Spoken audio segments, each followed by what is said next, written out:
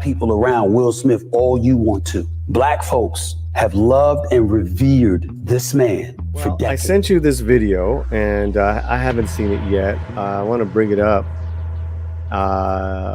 in regards to Stephen A. Smith saying Will Smith still needs to sit down and give an explanation to the black community about why he slapped Chris Rock. And this is the Breakfast Club's reaction.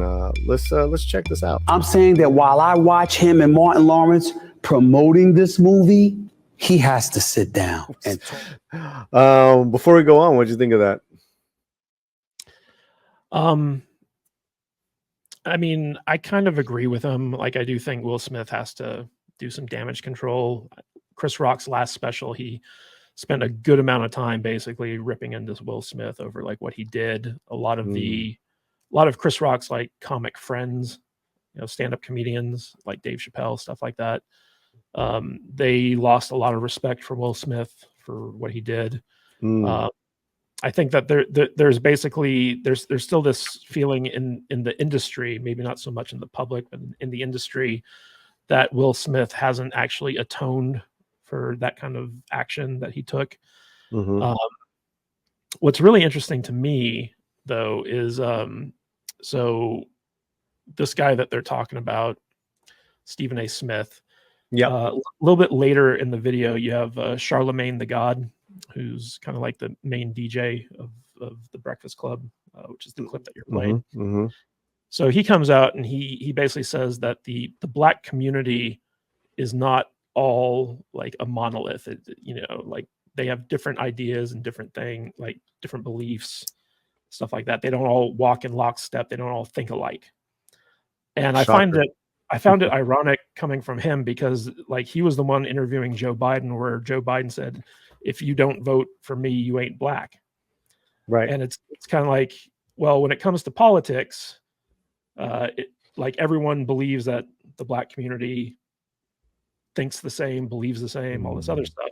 And Charlemagne never pushed back against that. But with this, he's pushing back. With this, he's saying, "Oh, the black community has different views." Hasn't he? Yeah, why do we talk like the black community is just one group of people? Yes. Like black people are not monolithic. I totally disagree with Stephen A. Smith. Wasn't there a rumor that Will was trying to get Chris in the movie? I hadn't heard about that. Fletcher? Yeah, they were talking about that Will was really trying to get Chris Rock in the movie so they can play out him, you know, smacking him. They had to settle for like later on in the movie, almost towards the end, Martin Lawrence smacking him into like, you know, from several times. Yeah, several times until he was like, you know, you're a good man type deal. So like slapping him back. Yeah. So that was a great scene until Tom pointed it out when we were breaking it down the other night, and I was like, "Oh yeah, that was his cathartic. I'm sorry." Mom was like, "Let me just have Lawrence slap the shit out of me a few times." Okay, what do you guys think in the chat about this? Stephen A. Smith, about this Breakfast Club thing, about Will Smith. I think he's one of our last movie stars. Matthew. I mean. He brings a lot of people to the theater, a lot of different people to the theater. Yeah, I mean, he's kind of like a holdover from when like there were still movie stars. Correct. I don't know if he's like the last movie star. Like I think there's still people who can open a movie. Like you got Tom Cruise, a couple other people, but again, they're all holdovers. I think the issue right now is that Hollywood's not making any new movie stars, right? Yeah, that's another issue. Okay, so I'm gonna take that video off. We get it. Got some opinions in the chat. Aaron Taylor, what's up, Aaron?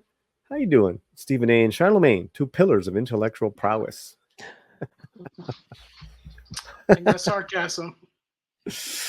Yeah, what are you really trying to say, Aaron? Wex Wuto, 2 years ago, nobody cares. Stephen A. just wants clicks. Right, all right. Sin, I think a lot of people feel like his apology wasn't sincere. And yeah, Jada is toxic as hell and has zero respect for him. It's gross. I kind of feel bad for him. No excuse for what he did, though. I mean, I've never understood the marriage to Jada Pinkett Smith. I never thought she was like attractive or interesting or particularly smart or whatever. She just seemed like very manipulative. And there were rumors that Will Smith and Margot Robbie were like hooking up for a while. And I was kind of like, well, I kind of wish he'd leave Jada and go with Margot. But I guess that didn't happen. But it really just comes down to like Will Smith has this incredibly toxic woman in his life who's just continually humiliating him. And he seems almost like a broken man in a lot of respects. And it's hard to idolize or prop up or, really like, look at a man like that in a good light, which is what you need to be a movie star.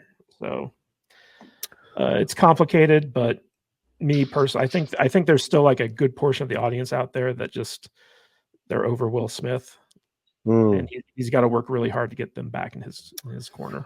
People love him. That's the and listen, whether I don't think this was staged. I mean, his side was probably staged and produced, but these are real reactions. So it's good to see that Will Smith was there to kind of gauge the reaction of the audience, and because it was positive, like I think he decided to do the big reveal and then interact with his fans.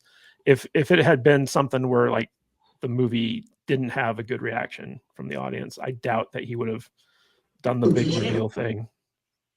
But that's cool, giving all those people an experience like that. That was neat. Yeah. Well, you could tell he's right by the exit. And they're real people.